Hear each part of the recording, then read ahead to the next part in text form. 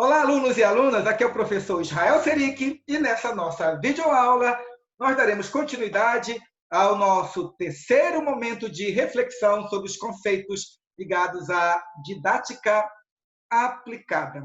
Nas aulas anteriores, nós falamos sobre o perfil de determinados professores que desenvolvem o processo de ensino-aprendizagem. Nós vimos o professor tradicional, nós vimos o professor facilitador, nós vimos a questão do professor mediador, e nós vimos que esse professor mediador, ele possui algumas características muito interessantes e que interferem positivamente no processo de ensino-aprendizagem.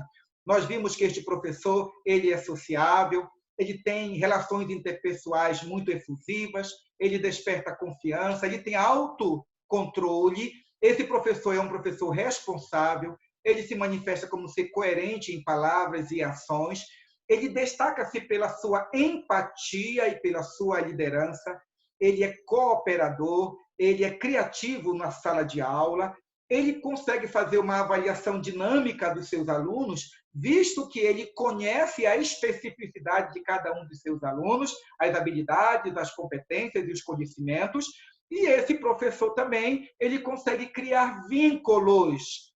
E é interessante esse último tópico, não porque seja o último lá no final, mas porque eu considero, como professor, que são os vínculos, que é a afetividade, um elemento primordial que deve conduzir todo o processo de planejamento da aula e o desenvolvimento, a execução do processo ensino-aprendizagem.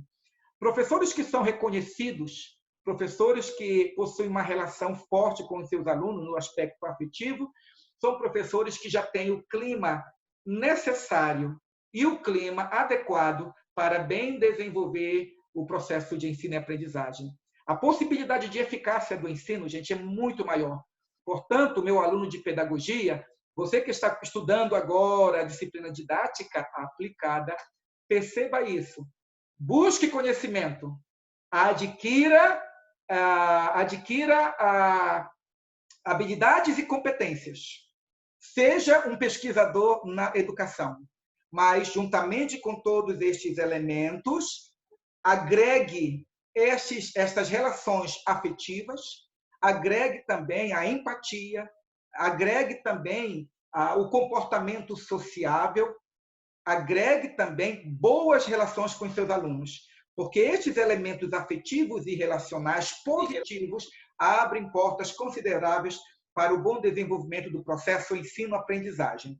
Continuando as nossas reflexões, é preciso dizer que uma boa didática, na perspectiva da mediação didática, ela é aquela que promove, possibilita o desenvolvimento das capacidades intelectuais dos alunos por meio dos conteúdos.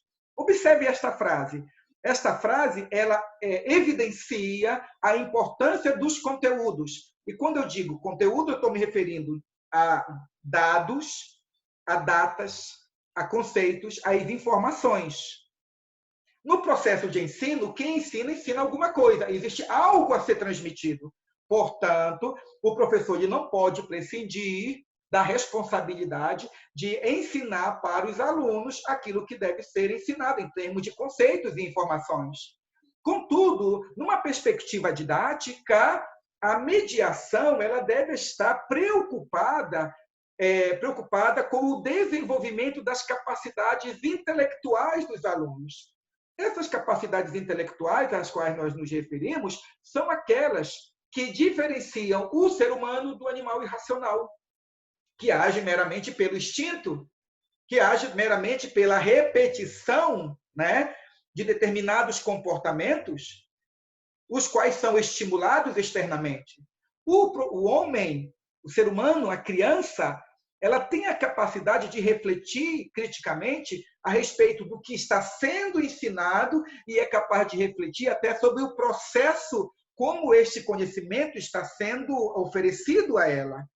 Portanto, quando nós falamos de uma perspectiva didática da mediação do conhecimento, nós estamos nos referindo àquela preocupação que o professor deve ter de não somente transmitir o conhecimento, mas compreendendo que a criança é um ser pensante, reflexivo, que a criança, enquanto ela passa por um processo de ensino, ela está aprendendo e ela está refletindo criticamente sobre todo esse processo denominado processo ensino-aprendizagem.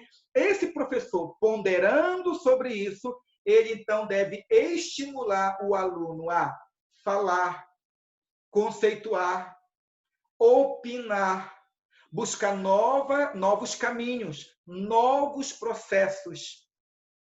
Porque, desta maneira, essas capacidades intelectuais superiores serão aguçadas e, além disso, serão aperfeiçoadas pelo processo de ensino desenvolvido pelo professor. Segundo a teoria histórico-cultural, desenvolvida por Vygotsky, o objetivo do ensino é o desenvolvimento das capacidades mentais e da subjetividade dos alunos, através da assimilação consciente e ativa dos conteúdos, em cujo processo se levam em conta os motivos dos alunos. Vocês percebem essa questão? Ou seja, o que é dito aqui é que, enquanto o professor ensina, o aluno está aprendendo. E enquanto o aluno está aprendendo, o aluno está olhando para o professor e, potencialmente, se ele estimular do professor, se ele for estimulado pelo professor, esse aluno também está procurando outros caminhos que podem solucionar o mesmo problema indicado pelo professor. Quando nós alcançamos isso em sala de aula, nós, então, alcançamos aquele tipo de educação que se espera, aquele tipo de educação que se contempla o aluno como sujeito do seu processo de ensino também, como um ser individual, um ser racional, reflexivo, que é capaz também de construir a sua própria estrutura de conhecimento e suas próprias pontes de compreensão das verdades ensinadas pelo professor. Segundo vários teóricos, né, o papel do ensino é desenvolver nos alunos as capacidades intelectuais necessárias para assimilar e utilizar com êxito os conhecimentos. Em outras palavras, não basta apenas conhecer, é preciso saber usar. E não é preciso somente saber usar, é preciso saber usar com eficiência, com eficácia, com capacidade de produzir os efeitos necessários. Portanto, levar o aluno a apenas calcular não é levar o aluno a ser um ser capaz de resolver os seus problemas do dia a dia. O aluno pode saber apenas calcular. Saber calcular resolve apenas os processos avaliativos de sala de aula. Mas saber utilizar os cálculos matemáticos para resolver problemas lá de fora, para os problemas que ocorrem no dia a dia em casa, no supermercado, no shopping center, né?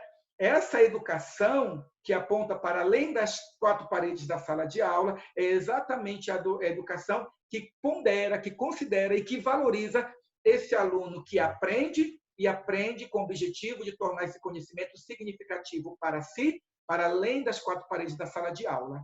Então, é preciso ensinar, é preciso desenvolver essas capacidades intelectuais do aluno. É preciso que o professor, é fundamental que o professor conheça os métodos de investigação. É preciso que o professor, que você, meu aluno de pedagogia, esteja comprometido em saber como que as pessoas aprendem, como é que podemos desenvolver processos científicos de percepção da realidade, porque é a partir do aluno, do professor, que o aluno vai aprender. Se o professor ele sabe como pesquisar, ele ensinará o seu aluno a saber pesquisar.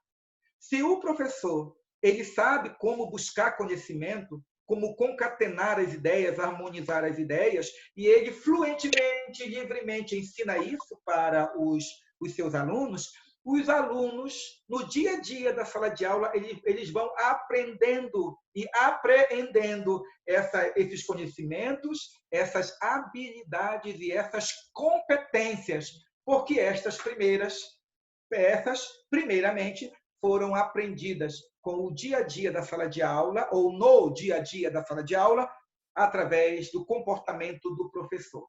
E aí, nesse sentido, nós pensamos a didática como uma disciplina que estuda o processo de ensino, que estuda as questões ligadas aos conteúdos, aos métodos, à forma de organização da aula, como estes elementos se combinam entre si para melhor desenvolver o processo ensino-aprendizagem e conduzir à eficácia o processo de ensino, tendo como elemento balizar ou fundamental, importante, aquilo que a criança já sabe, ou seja, a afirmação da aprendizagem significativa. A didática, então, ela dá uma direção para o professor. Ela vai dar um norte para que o planejamento da sala de aula, para que o desenvolvimento do processo ensino-aprendizagem sejam realizados da maneira a mais correta possível, a mais cientificamente possível.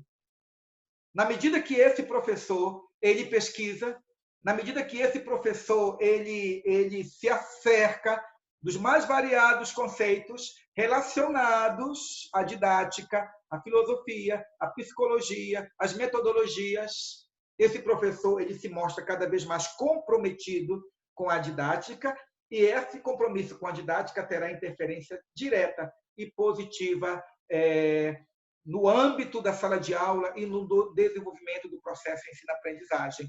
Nesse sentido, então, qual é o papel da didática? O papel da didática, gente, é ajudar o aluno a pensar teoricamente, a partir da formação de conceitos.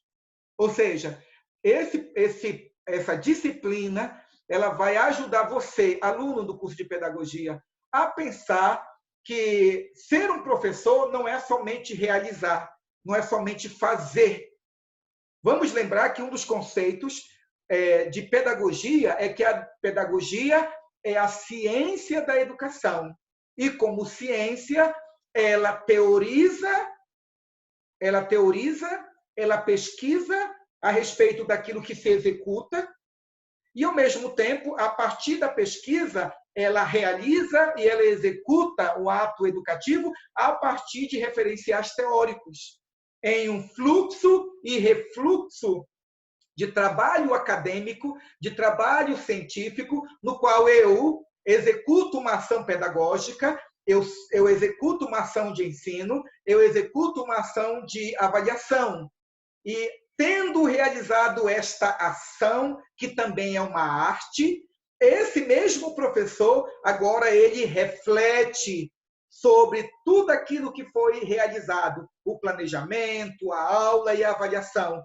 E tendo avaliado, refletido teoricamente sobre este fazer, ele novamente executa, ele novamente realiza, aperfeiçoando a sua teoria, aperfeiçoando a sua prática, mudando as metodologias, reorganizando a sua aula, escolhendo novas sequências didáticas, porque ele executa a sua atividade professoral e reflete sobre ela, e refletindo sobre ela, ele aperfeiçoa essa prática, e nesse fluxo e refluxo do fazer e do interpretar, esse professor comprometido com o ensino o ensino técnico, o ensino profissional, estará aperfeiçoando não somente a si, mas aperfeiçoando também o processo de ensino.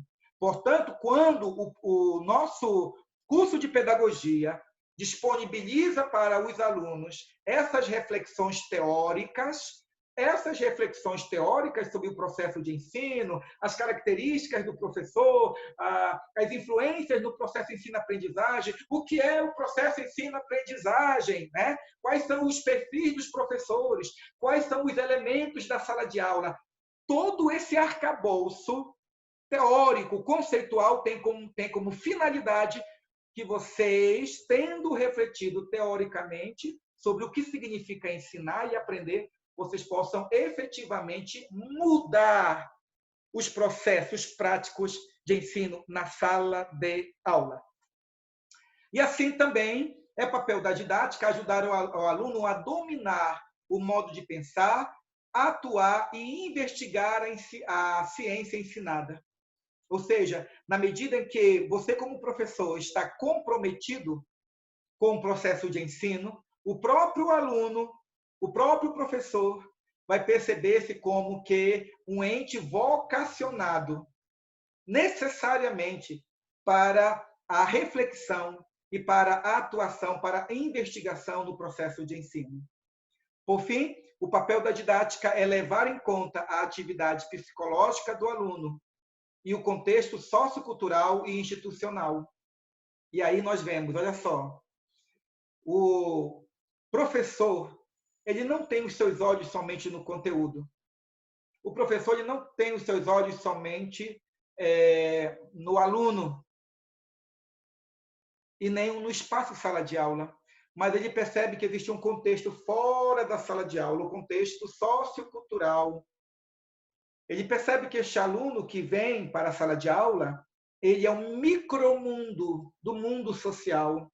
E quando o aluno ele passa pelo portão da escola, ele não deixa para além da escola, né? Ou ele não deixa no portão tudo aquilo que ele é, todas as suas experiências. Não, ele continua sendo quem ele é. E ele leva para a sala de aula todas as suas experiências positivas, suas angústias, suas alegrias, seus conhecimentos e assim por diante. E aí, esse professor também, ponderando sobre quem é o aluno, ele também, esse professor, quando planeja sua aula, quando desenvolve a sua atividade professoral, ele lembra que está numa instituição, que essa instituição tem regras, tem princípios, que essa instituição tem um calendário, que essa instituição tem uma forma específica de desenvolver os processos de ensino, e esse professor ele vai desenvolver a sua postura professoral a partir dessas características. E aí, nós podemos, assim, perceber que este professor, que tem estes elementos, os quais devem passar por um processo de reflexão a partir da ciência didática, é preciso que esse professor também se veja como uma tarefa de refletir sobre o processo ensino-aprendizagem. E o que isso significa? Que esse princípio ou processo ensino-aprendizagem, né, é o princípio básico que norteia todo o processo de aquisição do conhecimento. E dentro deste processo, né, que nós denominamos ensino-aprendizagem, existe o professor e existe o aluno. O professor é aquele que ensina, o aluno é aquele que aprende, o professor é aquele que possui conhecimento e aquele que disponibiliza para o aluno conhecimento. O aluno é aquele que aprende e que tem estruturas mentais para absorver conteúdos. Mas também o aluno é aquele que ensina e, de repente, pode conduzir ao professor a novas reflexões teóricas. Nesse sentido, podemos dizer que o processo de ensino-aprendizagem é o núcleo da atividade docente. É a relação ativa do aluno com a matéria de estudo sobre a direção do professor. Em outras palavras, é isso, né? É o aluno aprendendo, mas sobre a direção do professor, debaixo dessa condução.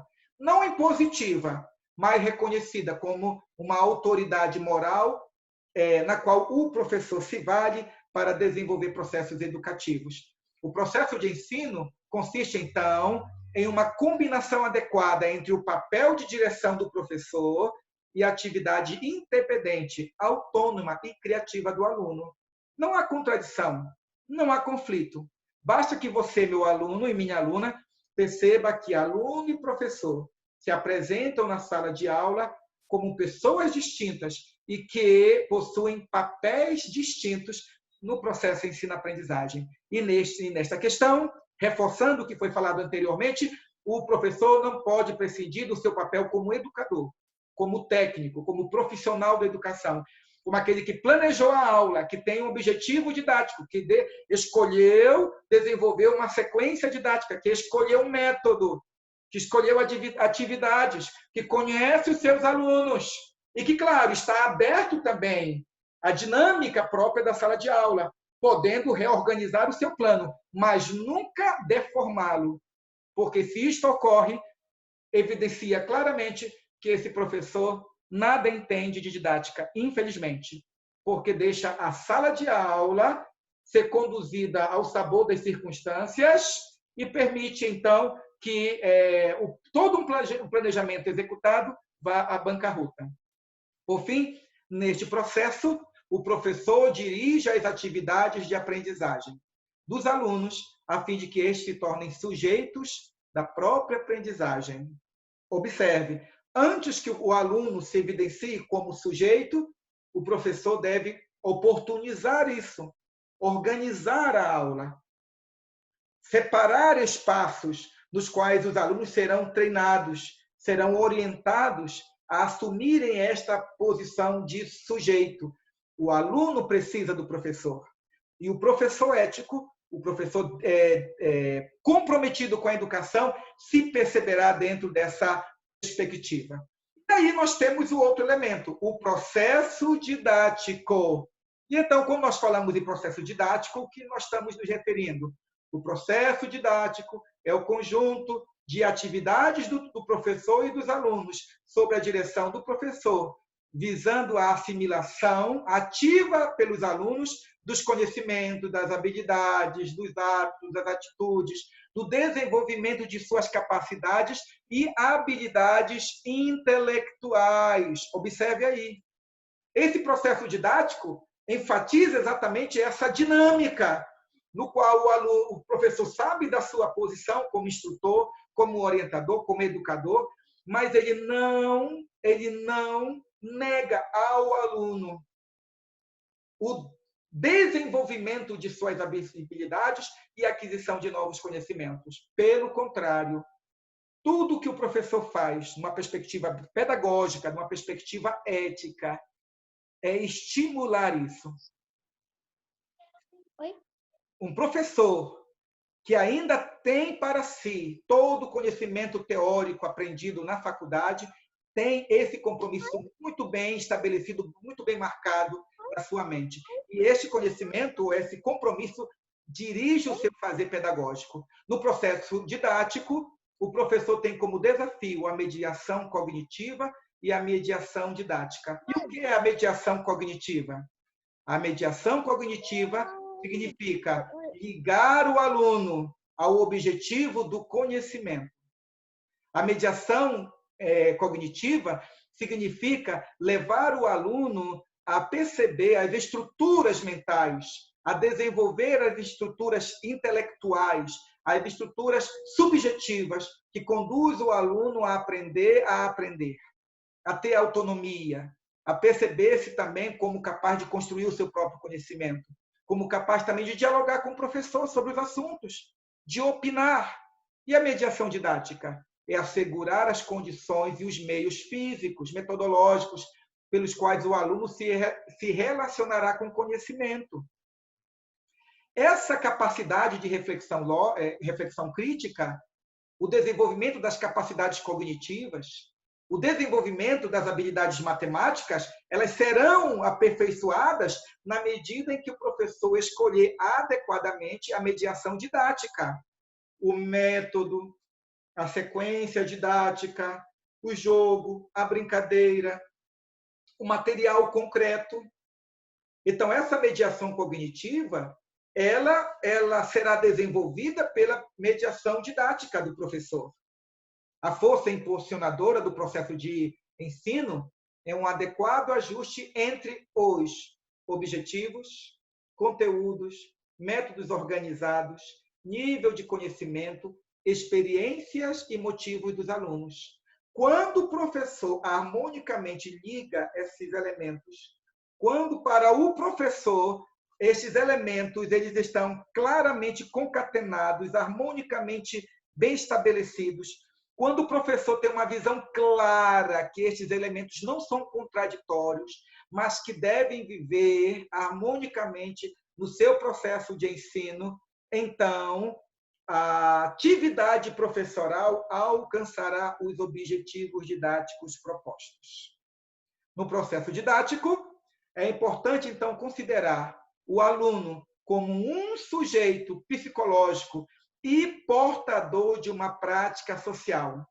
Para isto, as lentes da perspectiva histórico-cultural apontam para o trabalho docente como sendo a mediação entre a cultura elaborada convertida em saber escolar.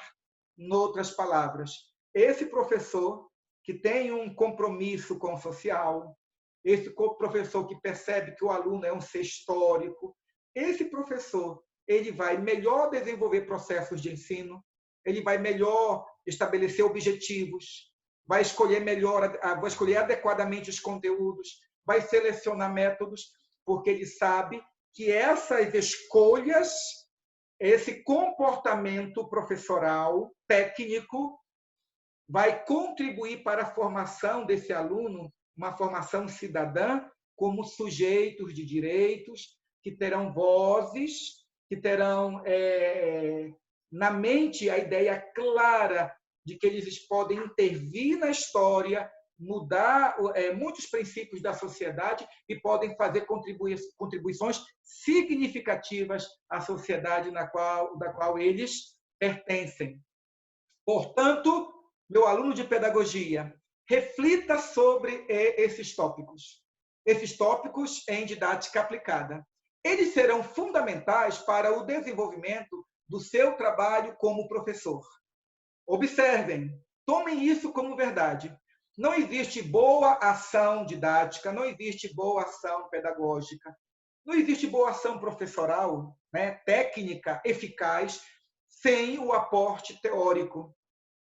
Todo bom profissional ele tem consigo, ele traz consigo na sua base todo um arcabouço teórico que legitima a sua ação no trabalho. No que toca ao professor, a didática, com os seus métodos, com os seus conceitos, com os seus apontamentos, auxiliam o professor a melhor planejar a sua sala de aula, a desenvolver o processo ensino-aprendizagem de uma forma mais adequada, a estabelecer parâmetros para a avaliação e, ao mesmo tempo, essa disciplina aponta o perfil que se deve esperar de um bom professor. Tradicional, mediador, não podemos assim dizer que não podemos impor sobre as pessoas qual perfil essas pessoas devem assumir para si, mas compete à didática apontar quais são as características de cada um desses perfis, cada um desses tipos de professor e apontar para mim e para você o ônus e o bônus de se assumir em um determinado perfil de trabalho professoral, considerando que esse perfil vai dirigir claramente toda a ação pedagógica no processo ensino-aprendizagem, para o bem ou para o mal, para o bom desenvolvimento do processo ensino-aprendizagem ou para o desenvolvimento de processos ensino-aprendizagem deficitários e que não qualificam os alunos para a vida em sociedade.